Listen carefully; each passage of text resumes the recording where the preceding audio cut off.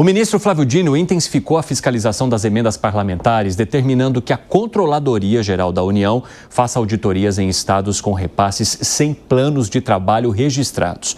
Vamos entender então com a Janaína Camelo o quanto essa manobra está incomodando os parlamentares. É assim, né, Jana? Eles acharam que naquele acordo fechado lá atrás sobre as emendas, tudo se resolveria, mas o ministro Flávio Dino decidiu que quer encontrar mais ou modificar mais. Conta pra gente os bastidores. Bem-vinda. Pois é, Evandro, já faz um tempo que isso incomoda os parlamentares, né? E tirando isso, tem todas aquelas ações que estão em investigação no âmbito aqui do Supremo, investigações da Polícia Federal envolvendo parlamentares, também esquemas aí de desvio de recursos públicos por meio de emendas parlamentares, né? Então tem toda uma discussão muito mais ampla. E só lembrando que neste mês está marcada uma audiência pública que foi marcada pelo ministro Flávio Dino, justamente para discutir a constitucionalidade das emendas PIX, das emendas de bancada. O ministro Flávio Dino, quando ele marcou essa audiência na decisão dele, ele disse que as emendas obrigatórias, né, que tem ali as emendas impositivas, que tem o pagamento obrigatório por parte do governo federal, envolve, segundo ele ali, a interpretação da separação dos poderes. Essa audiência pública ela foi marcada no âmbito de 3 ações que discutem a legalidade das emendas PIX aqui no STF, que são de relatoria do ministro Flávio Dino, inclusive é com base nessas ações que ele tem tomado todas as decisões dele com relação às emendas parlamentares, para garantir ali a transparência, a rastreabilidade das emendas parlamentares. Uma dessas ações foi apresentada pelo PSOL e nessa ação do PSOL, só relembrando, o partido ele diz o seguinte, que a obrigatoriedade na execução de emendas parlamentares, abre aspas, subverte a lógica da independência dos poderes.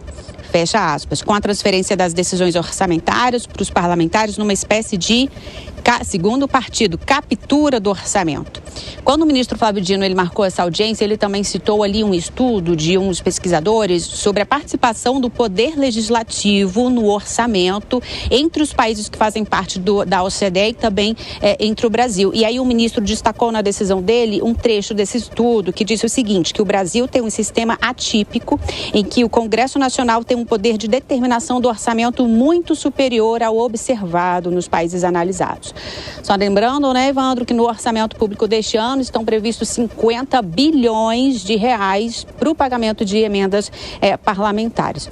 O ministro Flávio Dino, inclusive, para marcar essa audiência pública, ele convidou todos os ministros e também até pediu que essa audiência ela seja transmitida pela TV Justiça. Não são todos os eventos, são poucos os eventos aqui no STF que são transmitidos pela TV Justiça. E ele pediu que essa audiência está marcada para o dia 27 de junho, seja transmitida aí para que toda a população assista essa reunião.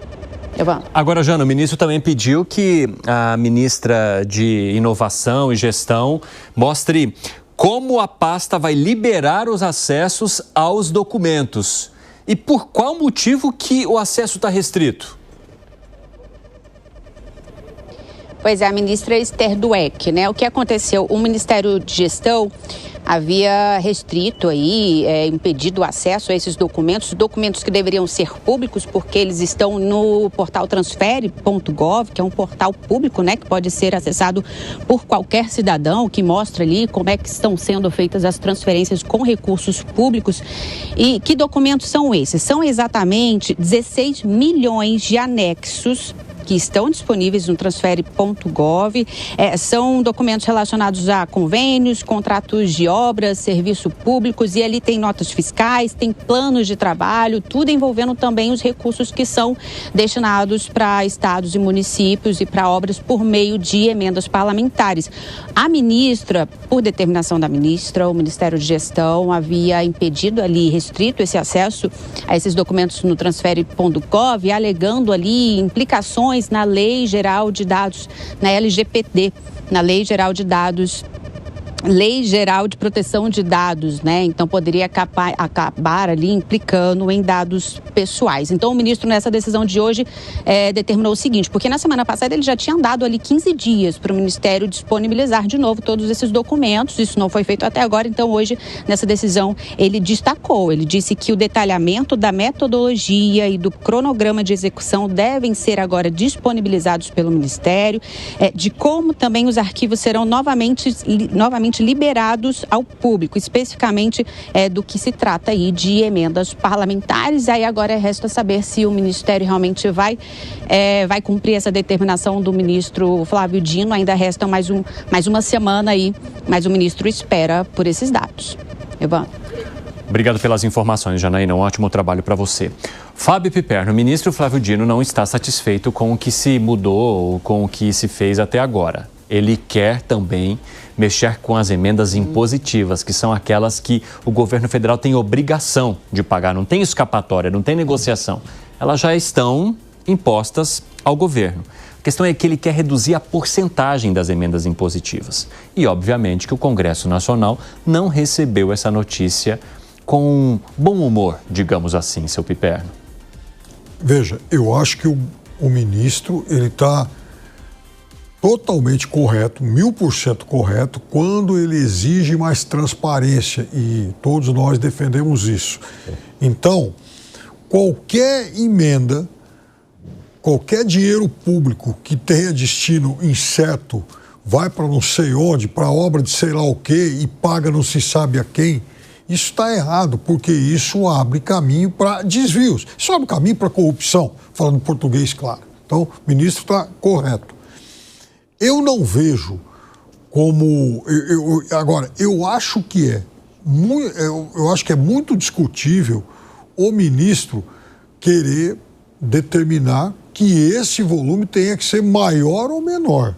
Então, essa é a parte que eu acho que merece melhor debate. Porque, afinal de contas, veja, é o Congresso querendo pegar uma parte, né, abocanhar uma parte do orçamento, da mesma forma que agora seria o STF também querendo palpitar sobre o tamanho desse orçamento. Interessante. Você acredita, Gani, que essa deve ser uma questão levada pelo Congresso Nacional? O ministro pode até fazer um alerta, agora determinar já seria ultrapassar uma linha? Eu acredito que sim, absolutamente. Ele está coberto de razão quando ele fala da transparência. Você tem o princípio da transparência no setor público e todas as contas devem ser de conhecimento da sociedade brasileira. Agora, se o orçamento vai ser autorizativo, como era no passado, ou impositivo, isso é uma questão do Congresso Nacional. Eu concordo que o volume das emendas é muito grande, é superior a qualquer país do mundo, mas foi assim decidido pelo Congresso Nacional. Se a gente quiser reduzir este volume de emendas,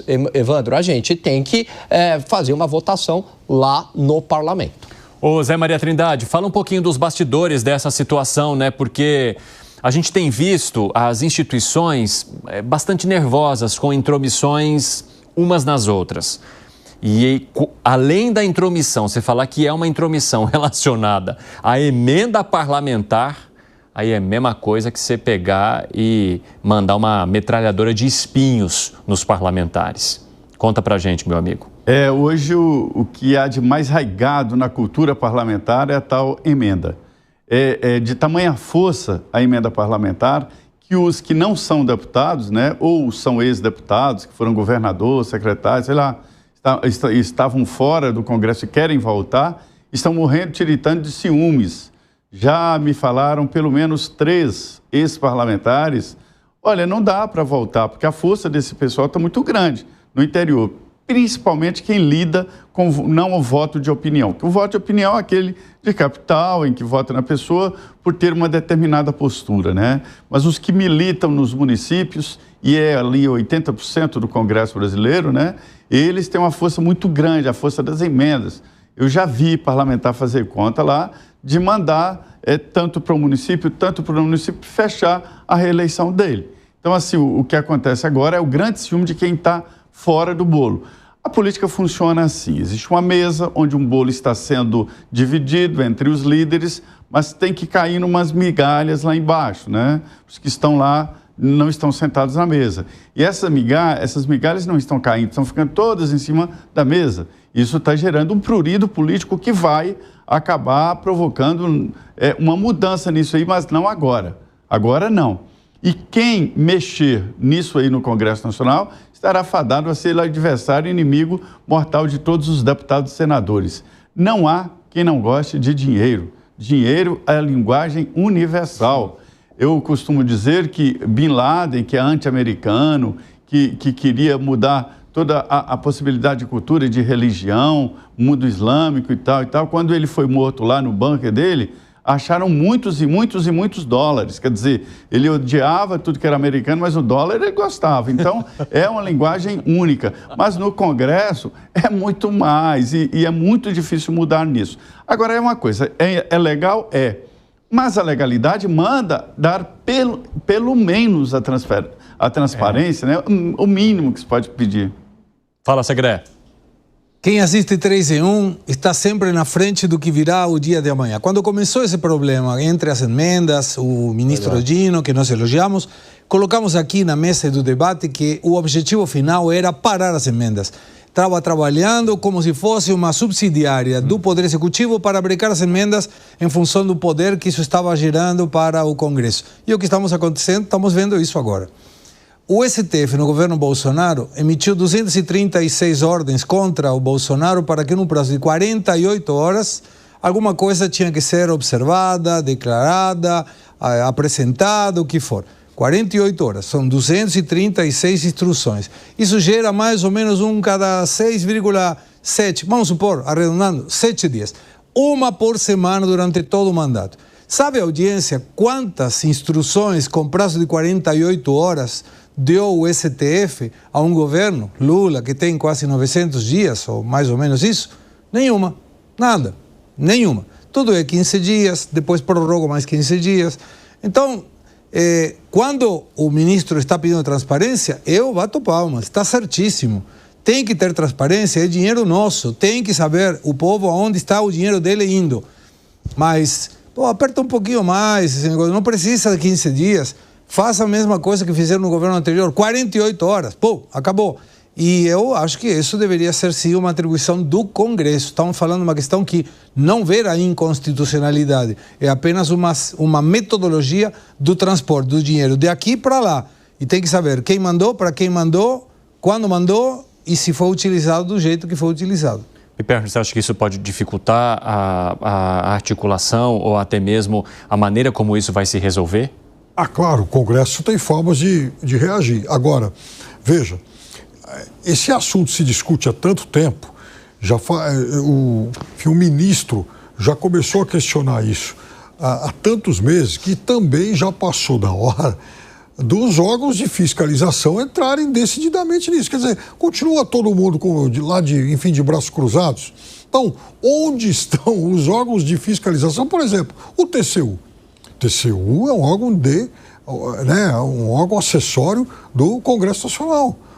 Então, veja, está na hora de falar, pera lá, a saída, o escoamento desse dinheiro está cheirando mal, tem alguma coisa irregular aí. Cadê esse tipo de manifestação?